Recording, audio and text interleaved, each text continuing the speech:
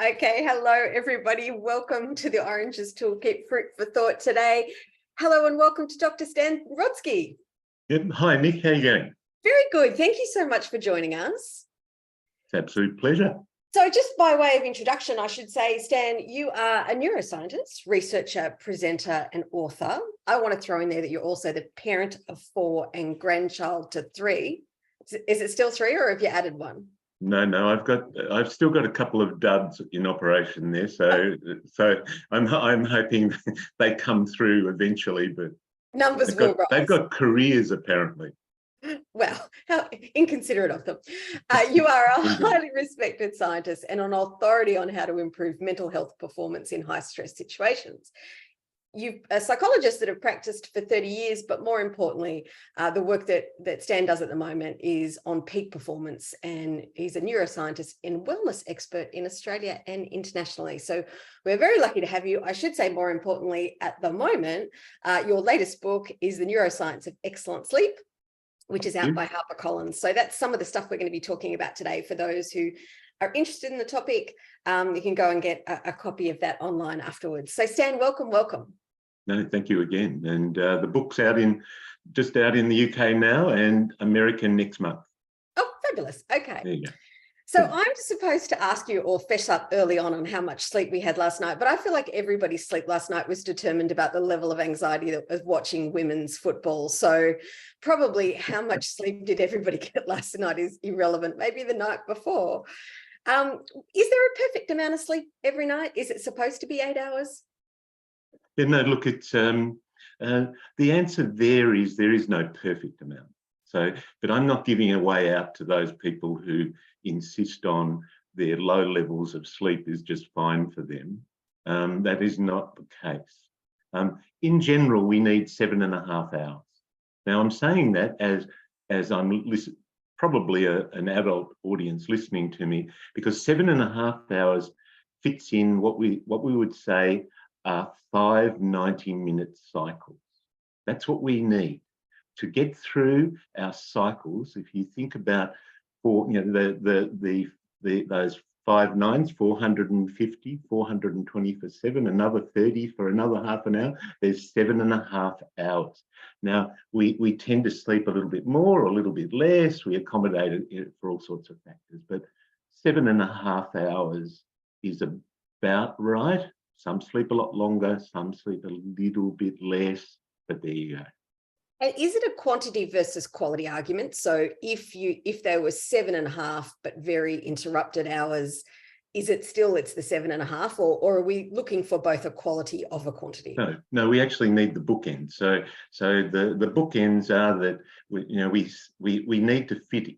We need the time to fit in 7.5 hours, and if we don't have that time, then we can't move through those cycles. We can't go through the technical names of REM and non-REM, rapid eye movement sleep, which is at the top of our cycle, and then at the very deep end of our sleep, the REM sleeps. To fit those in, fit them into the patterns of the circadian rhythms, our night ones, we need those 7.5 hours at the very least. Okay, so let's stop there before we go into what might be getting in the way of getting the 7.5 hours.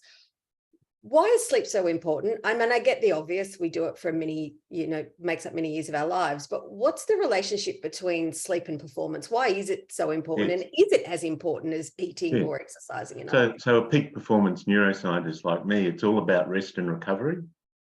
And for every day, go to work, we actually need that time for our brain to rest and recover. And during that period, it has some incredibly important functions for us. And those functions are mainly clearing out the rubbish and in fact taking in all of the things that learnt through the day and maintaining and keeping them. So apart from all of the other physiological things like the immune system, there's a central hormone called DHEA, which actually gets into place and then is putting out all of the various hormones that we need to ensure that happens. So the body actually does need rest and it needs time to recover. But often we're not necessarily always sleeping just because we're tired, are we? No, but in a perfect world, I'm going to say there's a lot of things that get in the way of that recovery part, right? And that feels like it's two things. It's either maybe this is a sign of getting older, but it's either the people who have difficulty dropping off, or Yes. those who wake up in the middle of the night needing to solve the problem from their workday, from their life. Yes. So there's two problems, but they're commonly reported as being really troublesome. You know, they are particularly troublesome, and even some of those listening might have the problem of waking up way too early. You know, it's get up times 6, but what do you do when you wake up at 4 and you're wide awake? Is another one of the issues. All of these things revolve around that circadian rhythm and our brainwaves. And our brainwaves then generate our hormonal responses. So everything that I'm talking about today is all about ensuring that we can move from that busy, active thinking level. Right now, you know, everyone's in beta wave. You know, we're all, well, assuming, you know, just by topic, we haven't put someone to sleep already, which occurs when I'm lecturing. You know, you tell first years that the lecture is about sleep, and I can hear them snoring before I've finished my first sentence, and they think that's successful. But the reality of it is that shift from being in this state of awareness, this, you know, thinking, going through our day, part of our day circadians, if you like, are all about being able to shift, to move from that moment that we want to now go to sleep, that our brain wants to start regenerating, because that's what it's trying to do. It's trying to regenerate, and we've never really understood that. So before we go to practical strategies on all the things that can help you get into that space, and we will. I imagine there's just going to be some cynical people who sit there going, yeah, but you have no idea what's going in my life at the moment. I'm juggling school, and my parents are aging, and my boss is evil, and there's a million things that just mean when I lie down, my head is just going bang, bang, bang, bang, bang. Yeah. Are the strategies we're going to talk about, are they enough to interrupt that? Or is the habitual nature of doing those strategies the thing that will help you? They're absolutely enough to disrupt those. These are called bi-directional issues. In other words, you know, the age-old problem when I first started in this 40 years ago is, you know, which is the chicken and which is the egg. You know, I don't sleep, so therefore, you know, these things are even worse for me, or because these things are so bad, I'm not sleeping. Well, I've come to the point where I don't care. I mean, all I do know, you know, after all this time, could you believe it? But the reality of it is that the central player in it is sleep. All of us at a very basic level know that we cope much better if we've had good sleep. Okay, well, let's get down into how we can get that good sleep. So when reading your book, I was disappointed about a couple of things, is that I should stop eating and I shouldn't have a Pinot Noir before bed. So thanks for the advice, Stan. That was great. What are some of the best key things that we as adults can be doing in the evening, in those hours before bed? Yes. Yeah, sure. Look, and these are what we commonly call hygiene factors or environmental factors. These, everyone listening will know some of these. You know, it's all about our diet, light, dark. It's about a whole range of things that can be try and turn this off and do that. You know, we've all heard those things. And I guess on the hygiene side, and it's sort of, it is covered a lot in the book, but it's very interesting. There are two things, if we, you know, because that stand out, are correlated to sleep. Now, the first of those, and it came out of the most recent study out of the US, and that was your mattress.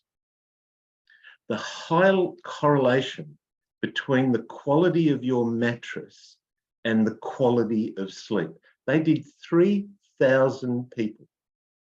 And out of all of the hygiene factors that you could look at, the biggest one there, and I don't work for a mattress company, by the way. Oh, that was the next question. I am not research affiliated to any of them.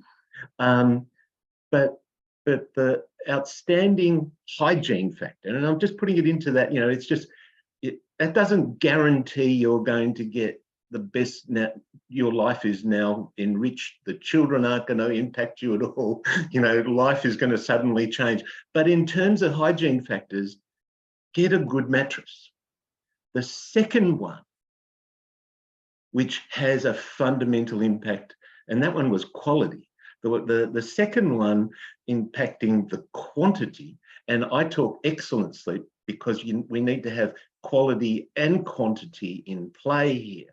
And that quantity one was bedrooms without digital devices.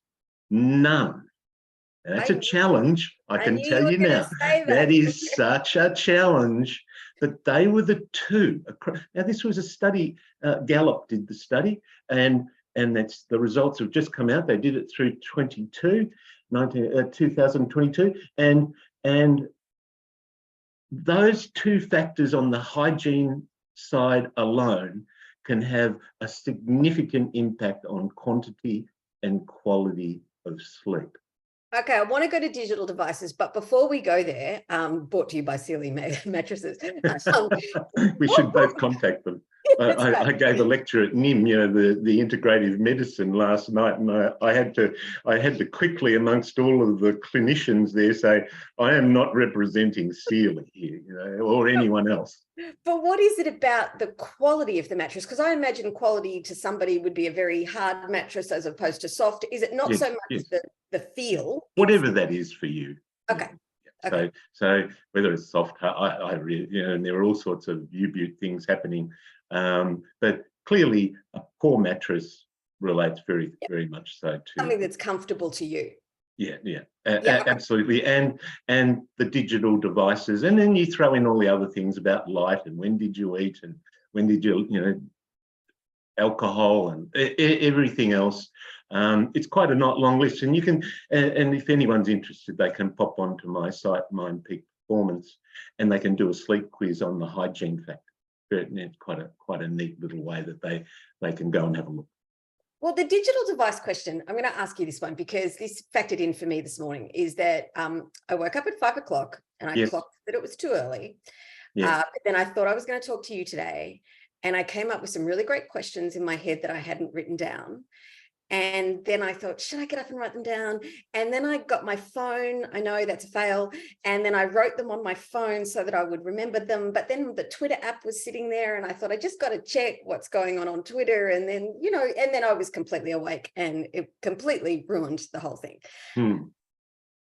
So I know the answer is you shouldn't have your phone next to your bed, but people do, right? We use them for our alarm clocks. We can't leave them because we're married to them. I mean, how do you break that relationship up? Is it really simple as leaving it in another room and buying an old-fashioned alarm clock? Or, you know, clearly some digital device, like a bit of soft light digital clock's fine. Yeah, because you might have, you still may need to have an alarm to go off somehow, that type of thing, obviously.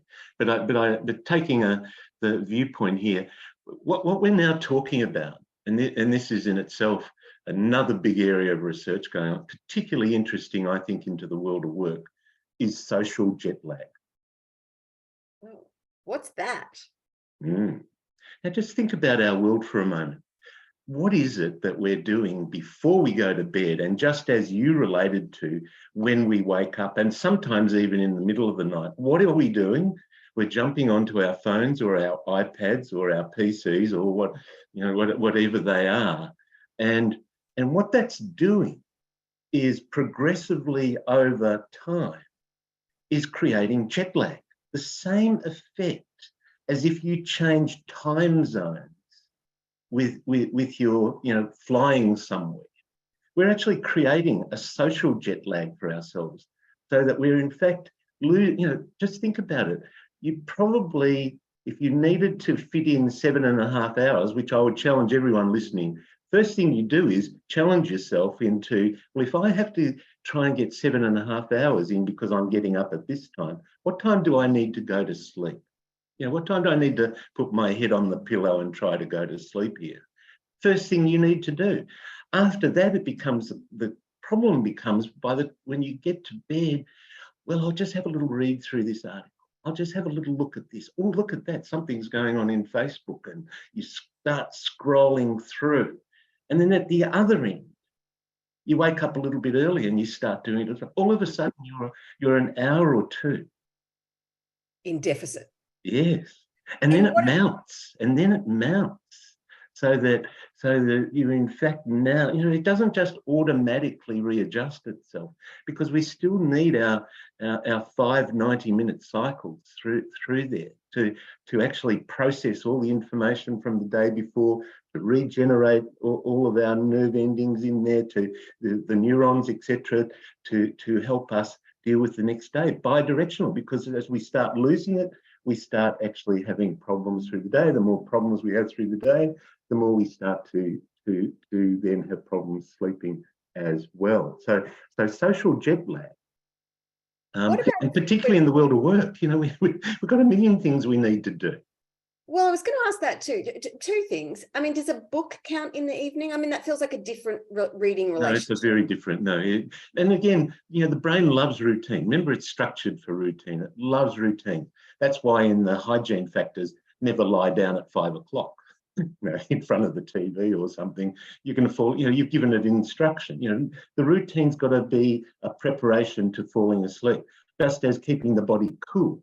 We need to, that's why a hot bath or a hot shower or something it isn't the hot bath or hot shower, it's the drop in your temperature. It's the biology of it. These are the sort of things all around us, and these processes. But this is a very new world to us, this social interaction into our brain, causing, well, this really a jet lag. And I know that at some stage you want to talk about children, but here's a fact, a science-based fact, that our children are sleeping 1 hour less on average than 30 years ago. Why would that be? You're going to say it's devices, aren't you? Well, no. They're in the mix. But I think this is the world of work and the world that we find ourselves in now. We, with multiple parents working, children busy, coming home late, not having enough time with them, the opportunity to say, well, I haven't really been with you much today. Yeah, I miss you. Let's give it another hour. You don't come in anymore and demand the sleep time or set it up so that happens by then. There's this look of that you've left me all day, you've left me for half the night because you've been doing things, on your phone or with your clients. You're now through that. Where are my children? Yeah. Well, I'll get them off their devices to talk with me. And another, so that there's I believe a strong correlation between the growth in various mental disorders we're observing in children and their poor learning outcomes at the moment, even to the point of, and it's not reported, but there are some researchers going on now where just the number of children falling asleep in class is exponentially rising. Yeah, Falling asleep. Yeah, very interesting. Mm. One question around that morning time, just to go back before we go on to children, because I would like to, that idea, first thing in the morning, is that you roll out of bed, and we've talked about not touching our devices. But what happens if people just get up, they turn it on? So it's different from bedtime. Going to bed, you need to turn off, so don't do that. But in the morning, work starts. You're reading your emails. You think you're being unbelievably productive while you have your toast. You're responding to a colleague's Slack message, or you start work a lot earlier. And I suspect working from home hasn't helped this necessarily. I mean, I presume you're going to say that's doing life wrong. How should we wake up in the morning? What is a good wake up? The first point of reference here is, what time had you planned to wake up in the morning? Because it's like a real mainstay. It's the at what time have I now set my brain to, in fact, allow for the amount of sleep that I need? And Monday to Friday, it tends to be, well, I've got to get up at 6, I've got to get this organised, I've got to get that organised, and I've got to fit these things in. But in wintertime, of course, daylight hours are poor. So the circadian rhythm, which is driven by light and day, the Germans call it the Zeitgeber. Don't the Germans always have a great word for things? I don't know where they dream them up from, but they always sound so amazingly scientific and instructive. That means time giver. So remember, we're working in a world in which light sparks up the whole deal. Yeah, night sparks up the whole deal as well. It sets the whole process up, and within that, this 24-hour time limit that we put in. Remember, we put that in. Who came up with 24 hours? It's not quite right. It doesn't fit everything. We should have a bit long, but I guess it wasn't metric, wasn't it? Or we'd have ended up with 30 or That's right. 20. But we obviously the English came up with it because we've got 12, haven't we? But that was not scientific. They dreamed it up, but the point being that somewhere in that, while it's dark, we have to fit on average 7.5. But when you do wake up, it's really important to get yourself going, but it will be dependent on what happened during the night before. If you've had a good sleep, bounce up. But if you and during the day, you need to bounce up. During the day, remember, between 1 and 2, you're going to start to flag. You're going to run out of juice, and that's the time in which we can spark our brain up. We can actually, push ourselves back. It's starting to push into alpha. A bit sleepy, a bit groggy. Throw in a bit of food, but we can actually spark ourselves up. We can use techniques like breathing, for example. Use certain types of breathing just to spark ourselves up, get our brain back into beta. Yeah, get it going again. Yeah, I thought I'd throw in some neuroscience terms quickly, nice. A little bit of brain stuff, because why the hell have you got a neuroscientist here if I can't talk a little brain stuff? Well, in terms of getting it back up, what's the role of a nap then? Is a nap an evil thing to have? For Absolutely not, as long as it's no longer than 30 minutes. You go over 30 minutes, you're dead in the water. You've now entered a circadian rhythm, which you're going to feel wretched afterwards. Okay, so 30 minutes. Less than 30 minutes, absolutely. You in fact, actually, you do that if you need it. Often, I found people would say, "Oh, a nap is just what people do. It makes them better." Not true. If you in fact had a poor sleep and a little bit of catch up at that point in your circadian rhythm is good. But if you're sleeping reasonably well, you don't need that. All you need is to practice a little bit of mindfulness, I might say, or relaxation technique or breathing just for a few minutes will actually bring your brain back into gear. It'll get the job done. Yeah, it will get the job done. And I talk about that in the book, and I talk about that on at the website as well. And we can use technologies as well. So we've developed up technologies to actually stimulate these brain waves before sleep, during sleep, after sleep. We can help people along. They don't have to become, sort of yoga disciples and some sort of meditative gurus, because I found in it was actually about 36 years of practice, that most of the working people I saw, and they were mostly, sort of exec types, etc. They'd last on my little recipe for about a week before they started forgetting about it and not doing it. But if I actually could give them something that they could do. Something practical. And that certainly is true of the book. It has a lot of practical strategies in there. So let's talk about the small terrorists in people's houses. So you might have... Is there a bias there? Oh, no. Not speaking from experience at all. Just sometimes a parent might have their act together, or parents have their act together, but you could have a child that either doesn't go to bed or wakes up way too early, or does I need a snack, I need a drink, I need to go to the toilet.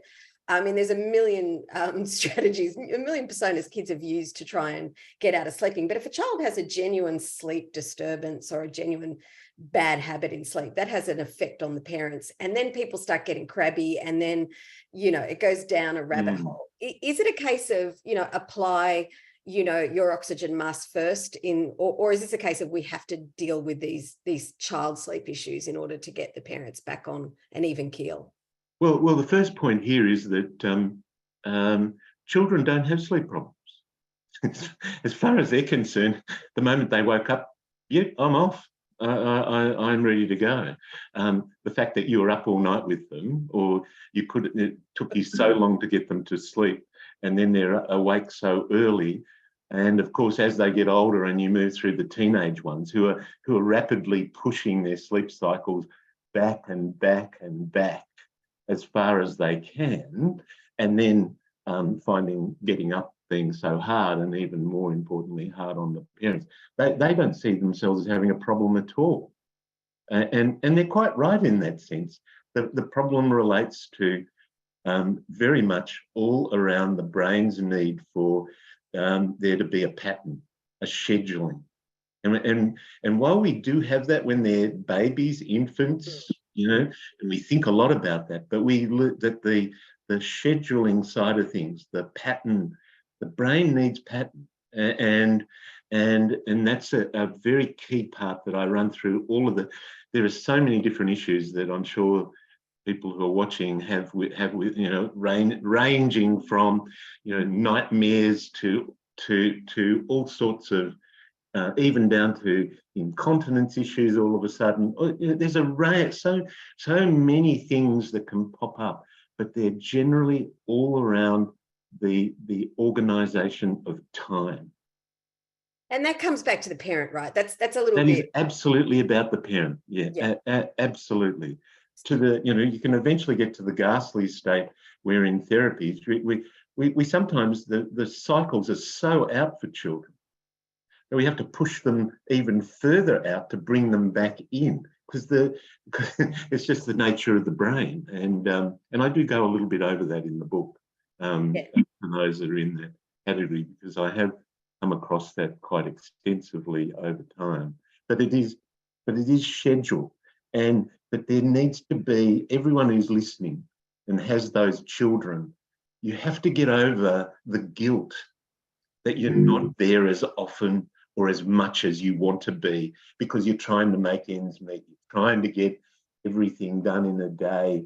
And then there's I haven't even talked to them. I'll give them another. They're very quick to pick up from you another hour. Another hour, Mum. Another hour, Dad. And and then they'll lie in there and say, "Well, I'm not sleeping." Yeah. Why'd you send? I'll send them to bed, but they won't sleep. Well, they won't. They're not going to sleep just because they become so tired that they have to sleep, because then you're in a never-ending cycle of poor sleep.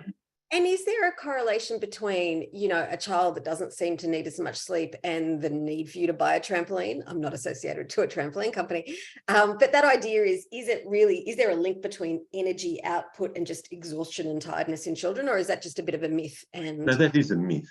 No, we do need to physically recover. There's no doubt about that. And sleep does provide, a whole neurological and biological fix in terms of our physiology, but it is not the overriding factor in here.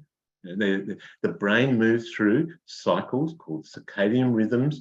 It moves through brain waves, and it moves through hormonal processes, and it does all of those to engage the immune system and the learning system. And they are irrelevant. This whole sleep, it is irrelevant to how tired you may or may not be. They do play together, but they're irrelevant to an extent of just how our biological systems operate. And they're driven by light and day. Bookends. Funny that. Yeah, bookends as part of the process. So it is more complicated than it looks, but we can use these very same technologies to help us move quickly into them. And I'm very pleased to say that the technology that I've been working with, in this sort of sound, I call it sound science, but very effective with getting children to move from beta to alpha and deeper, just by having a quick, 10, 20-minute listen, are very, very effective, particularly when you haven't quite got the scheduling right yet. You haven't kept up to it. You have to seem like you're so mean. No, I think the message is parents might just need to do some parenting. That's my takeaway. Well, look, it's one of those surprising little things that pops up every now and again. Although, they live in a world in which, it's cohabitation in the world out there. It's like, but Mary does, and Bill isn't, and Jack's still up, wanting to play on this device, this game with me. He's still, it's hard to be that parent in the midst of all the others, isn't it? Yeah, it is. But I can tell you what was my takeaway from this, Stan, is that this is so practical. I wasn't sure what to expect, but, apart from the fact there's some great science in here, but I really wanted to get to all the things I'm doing wrong. And thanks for that. It was really helpful to find what I'm doing wrong, but what I need to do right. Well, there's absolutely an upside to doing things right here, because your brain will love you for it. Well, we love you for joining us today and tell us about it. So I really appreciate it. I'm going to get you back because I love the work that you're doing in neuroscience and AI. And I know AI is another area that a lot of businesses and people are going to be very interested in watching over the coming years. So you have to promise to come back and talk to us again. No, absolutely. Would love to. Thank you, Stan. I really appreciate it. Thanks for joining us. And thanks everybody for coming, and go and have a nice lunch and get a good sleep tonight, 7.5 hours. Thanks, Dan.